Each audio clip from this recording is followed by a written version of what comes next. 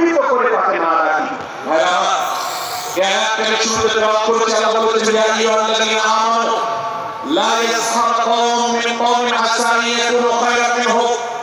হে ঈমানদারেরা, হে মুসলমানেরা, তোমাদের কেউ যেন অন্য কারোর নাম ধরে অন্য কাউকে ব্যঙ্গ বিদ্রুপ ঠাট্টা না করে। আমরা একে অন্যকে নিয়ে ঠাট্টা করি কি করি না? বিদ্রুপ করানোর আমাদের মধ্যে আছে না নাই? ভাই আমার, জাগতিক বিষয় তো আছেই, এমনকি দুর্ভাগ্যজনক বাস্তবতা হলো ধর্মের নামে, ইসলামের নামে একদল মুসলমান অপর দল মুসলমানকে নিয়ে হাসি, ব্যঙ্গ, বিদ্রুপ, রাশারাশি এবং নাম বিকৃত করা এবং খোঁটাখুটি করা, এই কাজগুলো আমাদের মধ্যে আছে না নাই?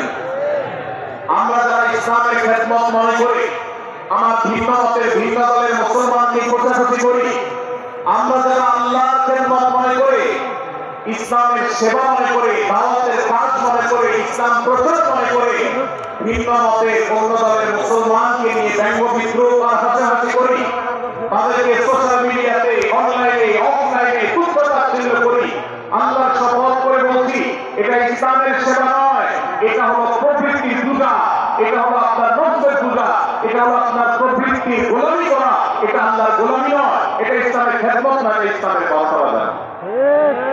ভাইরা আমার, কোন অবস্থাতে একজন মুসলমান অন্য মুসলমানকে নিয়ে ব্যঙ্গ বিদ্রুপ করতে পারে না।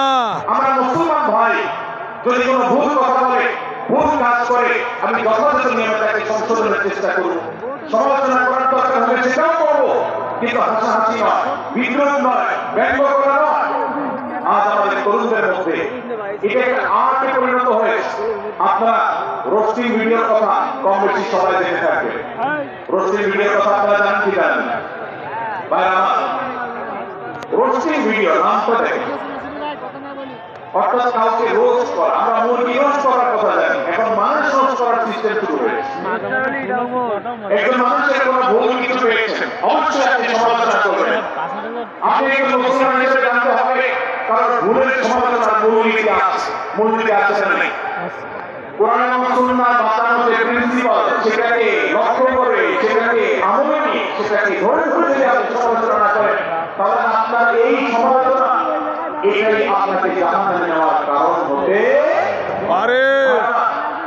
আপনি কাউকে রোজ করার মানে কাউকে সমালোচনা করার মানে হতে পারে কেউ ভুল করেছেন, কিন্তু সেটা করতে গিয়ে যদি তার অধিকার নষ্ট করেন, আপনি সীমা ছাড়িয়ে চলে যান, আপনি যদি ব্যঙ্গ বিদ্রোহ করে হারামের পর্যায়ে চলে যান, তাহলে সূরা হুজরাতের আয়াতের আলোকে আপনি কবিরা গুনাহে লিপ্ত হবেন।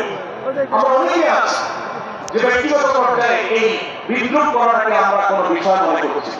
সোশ্যাল মিডিয়ায় অনেকগুলো ভিডিও ক্লিপ আছে, আপনাদের চোখে নিশ্চয়ই পড়েছে, আমার চোখে বহু পড়েছে, যে অনেক সময় দেখা যায় বিনোদনের নামে কাউকে খোঁচাখুচি করা, কাউকে অপমান করা, কাউকে হয়তো ধাক্কা দিয়ে পানিতে ফেলে দেয়া, কাউকে কষ্ট দেয়া, কাউকে হয়তো প্রতারিত করা, এটাকে আমরা এনজয় করি। অনেক ভিডিও ক্লিপে দেখা যায় এভাবে কাউকে কোনোভাবে অপমানিত করে, কাউকে কোনোভাবে ধোঁকা দিয়ে বোকা বানিয়ে আমরা এনজয় করি, আমরা হাসাহাসি করি। আমাদের রুচি নষ্ট হতে হতে আজ এই পর্যায়ে এসেছে যে এটা আমাদের এনজয়ের বিষয় হয়েছে, এটা আমাদের আনন্দের বিষয় হয়েছে। সূরা হুজরাতে এই আয়াত অর্থাৎ 11 নম্বর আয়াত, এই আয়াত বলছে আমাদের জন্য কোন মুসলমানকে, কোন মানুষকে ব্যঙ্গ বিদ্রোহ করা